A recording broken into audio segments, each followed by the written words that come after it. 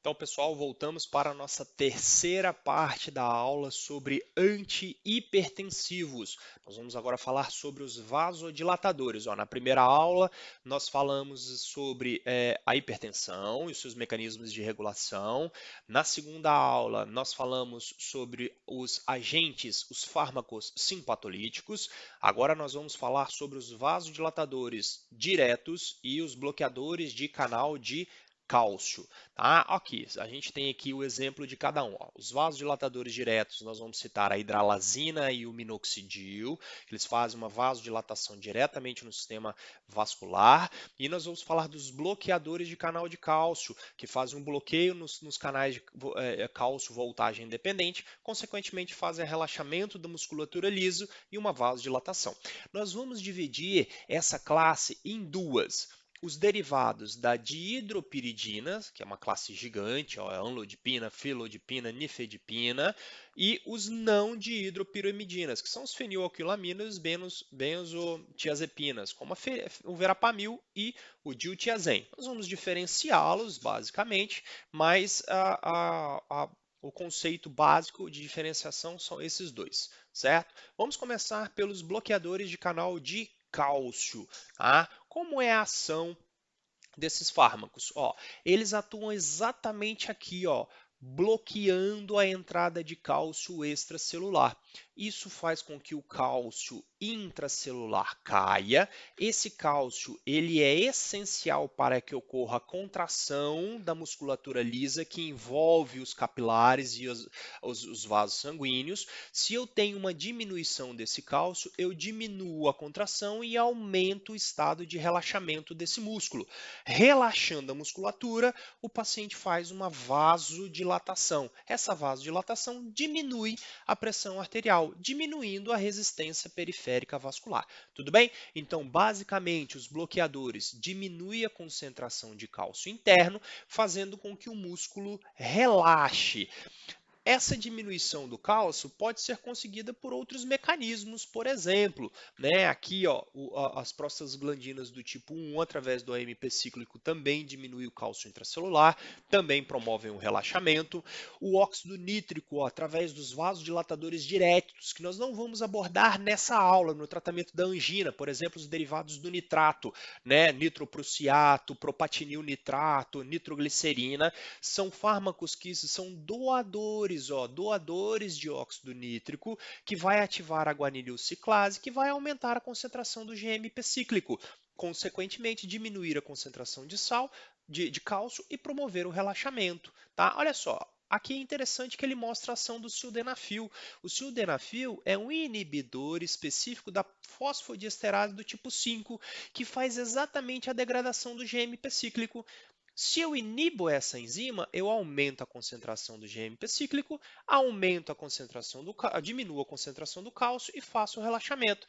Tanto que o sildenafil ele foi concebido para o tratamento da hipertensão pulmonar, exatamente através desse mecanismo. Só que o efeito colateral é que ele faz exatamente essa mesma função nos corpos cavernosos do pênis, promovendo uma vasodilatação e, consequentemente, uma melhora de ereção, certo? Então, o mecanismo básico dos bloqueadores de cálcio é exatamente esse, impedir a entrada de cálcio extracelular, consequentemente diminuindo a sua concentração intracelular, promovendo o seu relaxamento, tá? A sua ação, então, agem primariamente reduzindo a resistência vascular periférica, como consequência da diminuição dos níveis de cálcio no interior da célula muscular lisa das arteríolas, ou seja, promovendo uma vasodilatação.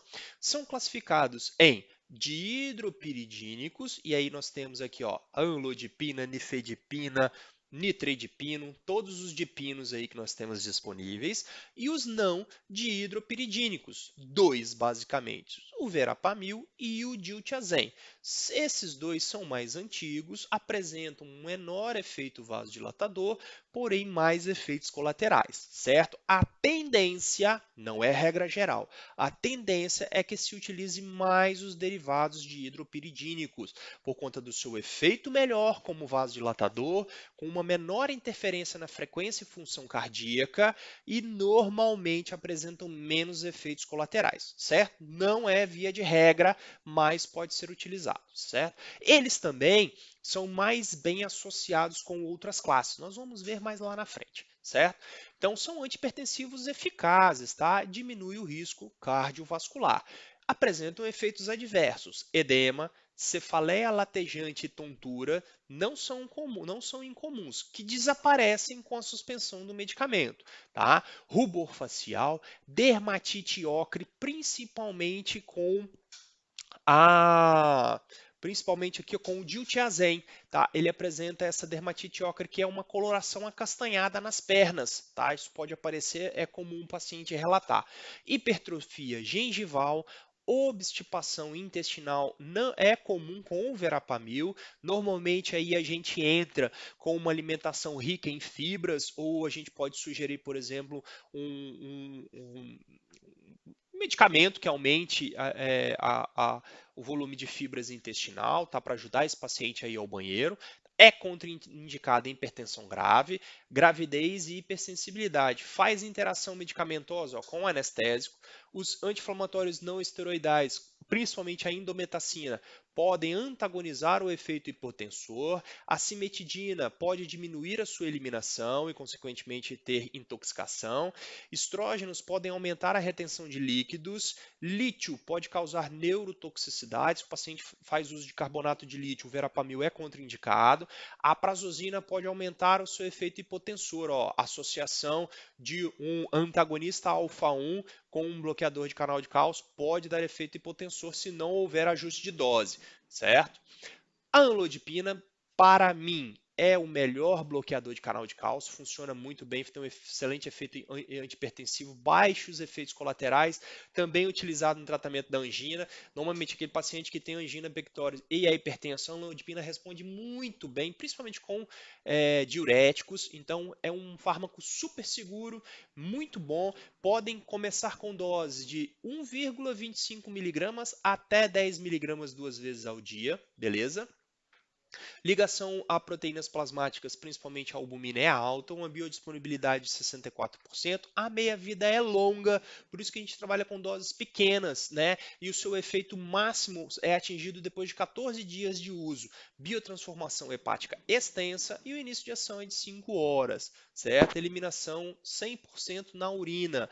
As contraindicações são as mesmas e insuficiência hepática. Eu gosto muito, particularmente, da amlodipina, que é muito seguro. O felodipino também é um fármaco bacana, é o Splendil aqui, vendido no Brasil. Mesma indicação, para o mesmo perfil de farmacocinético, as doses também são baixas, ó, 5 a 10 miligramas. Tem um índice terapêutico muito amplo, então bastante seguros. Mesmo perfil da amlodipina é uma outra alternativa. A nifedipina é um dos mais antigos, tá?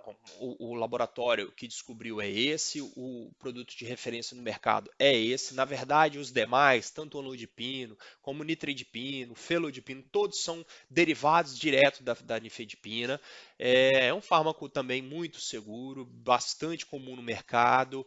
É barato, eu chamo a atenção aqui, ó, para as apresentações disponíveis no mercado na forma retard, em que a nifedipina vai sendo liberada lentamente no intestino. Isso faz com que você tenha um pico plasmático de concentração mais estável, principalmente por conta disso daqui, ó.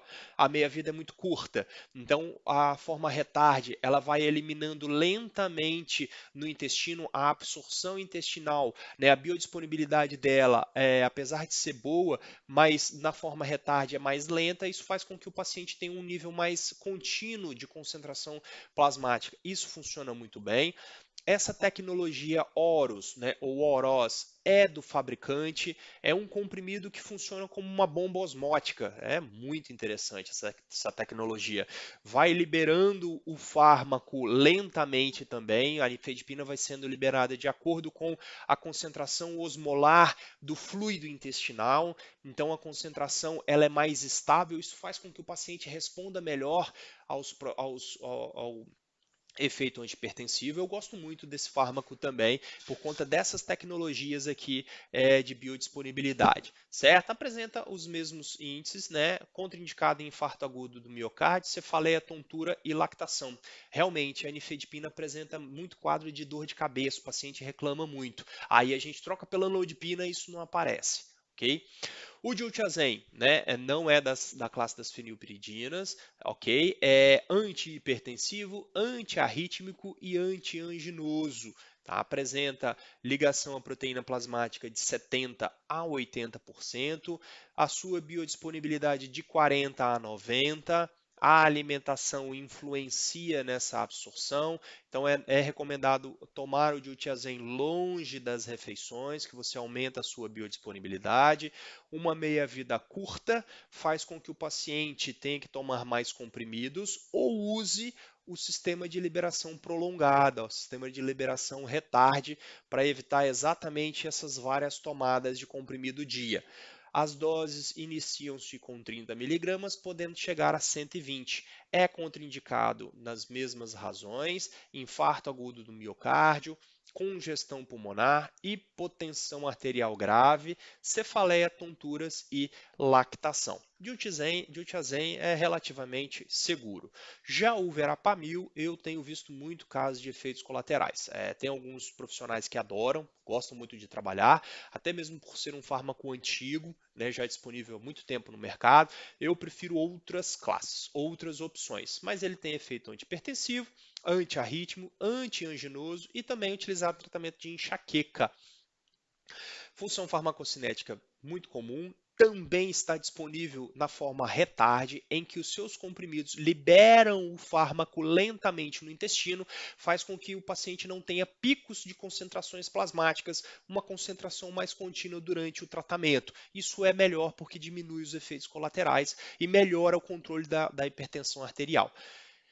As mesmas contraindicações, né, representante nas classes, certo? Vamos falar agora sobre os vasodilatadores diretos, aqueles que fazem uma vasodilatação direto no músculo cardíaco. A hidralazina é um fármaco vasodilatador direto, que a sua estrutura química atua diretamente nos receptores alfa-1, bloqueando os receptores. Com isso, consequentemente, ocorre uma vasodilatação, né? Queda abrupta da resistência periférica e queda na pressão arterial. A hidralazina ela é um bom vasodilatador, porém apresenta muito efeito colateral. Tá? O paciente tem muita reclamação com o uso da hidralazina, mas em situações de emergência, de SOS ou em situações em que eu preciso da vasodilatação constante, a hidralazina é uma boa opção. Então, a sua indicação é como antihipertensivo, vasodilatador direto, usado na insuficiência cardíaca congestiva. Às vezes, nessas situações em que o paciente se encontra dentro desse quadro, a hidralazina é uma boa opção, né? Farmacocinética via oral, alta ligação a proteínas plasmáticas, biodisponibilidade baixa, uma meia-vida relativamente boa, o metabolismo é hepático, o início de ação é bem rápido, 45 minutos. Então, tirar o paciente de uma crise, ela é uma boa opção. De 10 a 25 miligramas, uma vez ao dia. Contraindicado na gravidez, lactação, hipersensibilidade, aneurisma e taquicardia grave. Tá? Efeitos adversos: promove a retenção de água e sódio, cefaleia, anorexia, náusea, vômito, palpitação, taquicardia e tontura. O minoxidil já foi muito utilizado. Via oral, o seu índice terapêutico é baixo, então ele é considerado um fármaco de baixo índice terapêutico, em que o risco de causar efeitos colaterais é muito intenso. O seu risco, a dose tóxica é muito próxima da dose terapêutica, né? Via oral, ele é utilizado como antihipertensivo e topicamente ele é utilizado no crescimento de cabelo, né? Porque ele causa hipertricose, tá? É um efeito colateral que é utilizado hoje mais amplamente o minoxidil na sua forma sulfato como crescimento de cabelo do que como antihipertensivo, mas ele é um vasodilatador, tá? Seu perfil farmacocinético é bem semelhante ao dos demais, as doses variam de 10 a 40 miligramas dia, né? Contraindicação à hipersensibilidade ao minoxidil, gravidez, lactação, aneurisma, AVC, insuficiência cardíaca, hipertensão maligna e derrame. Tem umas certas restrições, tá?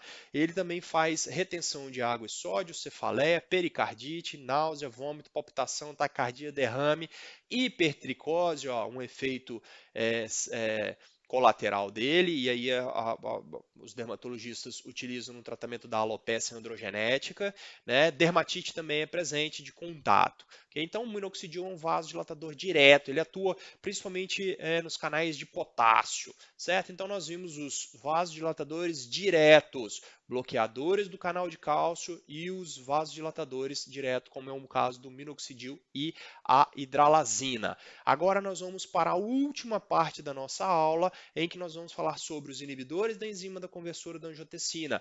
Não perca, é o próximo vídeo.